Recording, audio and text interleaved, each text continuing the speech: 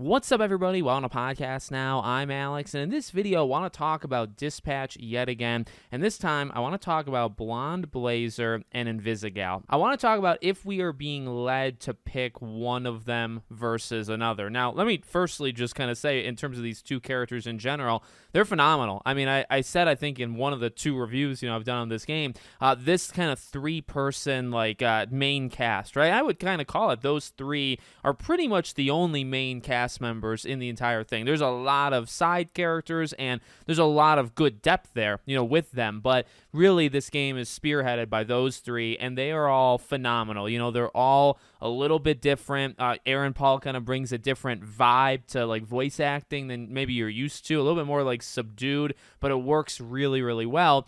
And then you have these two, right? And they kind of represent these, and at least this is how I see it, they kind of represent these two different pathways that he could go down as almost an individual. One of them is this legitimate hero, right? Blonde Blazer seems to be well known, just kind of her aura, right? And what she looks like. So she gives off those vibes. Now, if you do the date with her, you kind of get a different look. You actually, I think that's the first time you find out what her real name is. You find out that the blonde part is actually part of her powers or part of the necklace, right? It actually makes it like that. So, you start to get a little bit more depth with her, but for the most part, you're getting, okay, she's a legitimate superhero, whereas Invisigal, a villain, and not even a super villain. In fact, I think they say that in this game. She's not really a super villain. These are all kind of reject villains, people that messed up and people that, I guess kind of get signed up to try to rebound in life.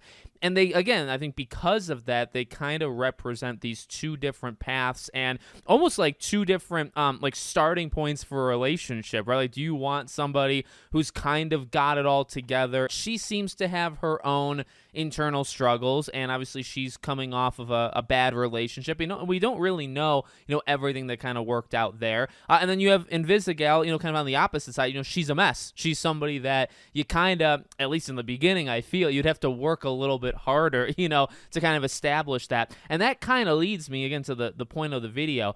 Are we being led to pick one versus the other? Now, I'm not timing their time on screen, but I feel like Invisigal is a more prominent figure. I think she's in it more. Obviously, she's attached to, the gameplay elements of this thing. Ironically enough, and you guys can let me know in the comments, this is just a fun little side thing. She's actually one of my least used characters when I'm sending people out, in dispatching. I'm trying to get her to be a more well-rounded, in her stats when she levels up. I'm trying to round her out so she can kind of do anything, which actually is different from what I'm doing with everybody else. Everybody else, I kind of focus on their main trait and I kind of extend it as much as possible. With her, she kind of starts very, very weak. And again, I think that what's interesting about that is her stats kind of reflect her, right? She's okay. Well, I guess running, right? Her mobility is the best of all of her traits in the beginning, but you have to kind of work to round her out if you want to round her out. And that kind of speaks to her as a character. She's not amazing in terms of her abilities or anything like that. But then, okay, well, she takes that extra step too, because she will, you think about the episode, I think episode 3, right? When they have to cut somebody. And she flat out rejects working. She gives up. She gives up in pretty much the entire episode. That was an episode that, because of the situation with the story, I wanted to send her out on missions because I didn't know at the time, okay, is the game tracking how much I'm doing this? Okay, I got to get her. Maybe I have to level her up 2 times. So I'm going to send her with better people and I'm just going to try to get her stats up a little bit. And then the game mechanic comes in. It's oh shoot, she's rejecting actually doing it. So I thought that was a really cool thing. But again, to her character, she's in it quite a bit. And, several times she'll have the moments where you're doing the gameplay and then it'll jump and she's kind of gone rogue, right? You have to do hacking. You have to help her out. To me, it's pretty clear that they're pushing that. I know it took me 5 minutes to get here, but I really feel the game is pushing you towards Invisigal. And in my personal opinion, okay, I actually think she is the kind of quote-unquote right choice. Now, again, there is no right choice. And that's kind of when I say quote-unquote. To me, she feels like the right person to pick. Kind of, I would say maybe 60% or maybe 50-50. Let's go 50-50. The game, I feel like, pushes her on you more than it does Blonde Blazer. And I also think kind of her path, like I said, like literally where these two characters kind of are, you are working kind of on this friendship. I guess that's something that we'll have to see the last 4 episodes. Like, can it work? If you choose Blonde Blazer, can it work that your relationship with Invisigal is just that you do care about her, you do want her to get better, you want her to make something of her life, and you're doing it as a friend. You're helping her out. So I can see that being a path, and maybe that's the right path. Maybe actually I'm looking at it wrong.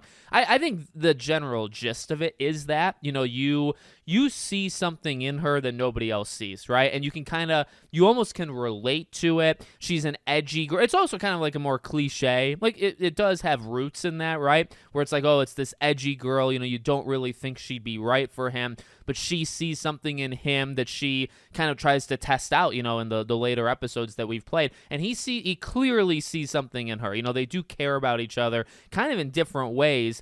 And again, kind of almost naturally, like they're building that relationship. So I think a lot of that stuff is true. Now, where it goes, like if you do romantic versus, friendship, I guess that's left to be determined. The final thing I do want to say, though, in terms of, is the game leading you to do one versus the other? So to me, I think the ending of episode 4 is the main evidence to say, yes, they are leading you towards Invisigal. Now, I picked her, and at the time I picked her about 12 hours into the episodes coming out, okay? Now, it was 70-30. At the time, I think it was 69-31, so I'm going to round up. So 70-30 at the time I played the game. Now, I haven't checked recently to see where the stats are. I know I saw some people say it was more 50-50, like earlier in the day. I wonder if one kind of pulled away. I think the internet kind of is pulling for Invisigal, at least what I've seen. But okay, so you have that, right? So I picked Invisigal, but I went back and I watched the Blonde Blazer option path, doing it that way. And what I found was,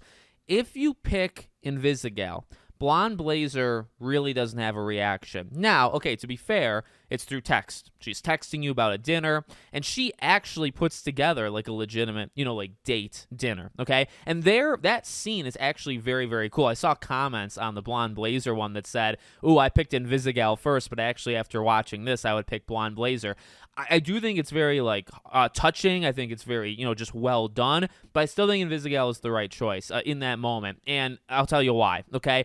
Picking Invisigal, Blonde Blazer doesn't really have a reaction. It's small. It takes maybe 5 seconds to see it, and that's all it is, but I think it really says everything. If you pick Blonde Blazer and you leave Invisigal kind of just there, right?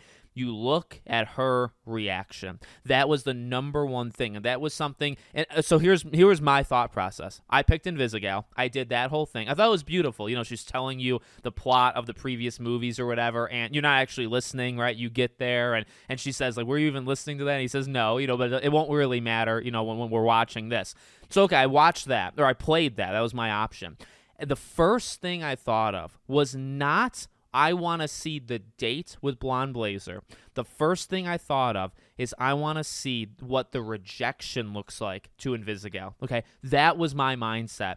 Just truthfully going into watching the other option. That was the main curiosity I had. And then when I watched it, I was, again, part of it is, okay, well, what is Blonde Blazer? What that date night look like? But I was doing it because of the Invisigal. And once you see it, it's like, okay, they make a note to show it. Now, I guess you could say, well, he's talking to her, he's seeing her, she's going to have a reaction versus Blonde Blazer, but I really feel like that is, at least from the game side, that's the biggest hint. Because Blonde Blazer, I feel, also just kind of where she's at life, and kind of her status, and even just yes, they've had some stuff, and I went in for the kiss in episode 1, but I personally think she would be more fine with just being partners, friends. She's doing it to help him out. She's helping him build the suit, all that jazz, right? She's trying to give him like a second rebound in life, whatever. I think she would be much more okay with rejection, because I don't even know if she's at that point looking at it like that.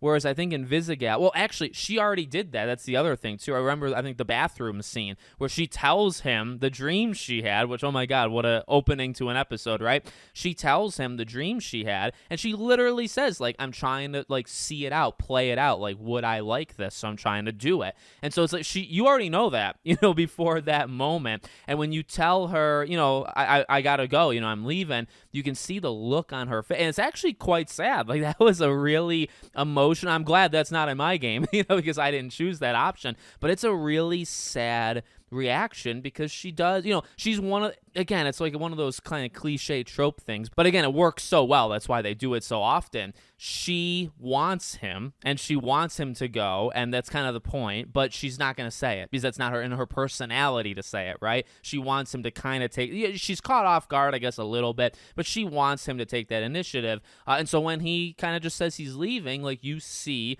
that visible reaction to her that, that hurt. She was hoping that it would be the other thing. She was hoping you would pick her, in that choice-based outcome. So that's kind of how I see it. I see the game definitely pushing us more towards her. It's not necessarily, again, I'm joking around.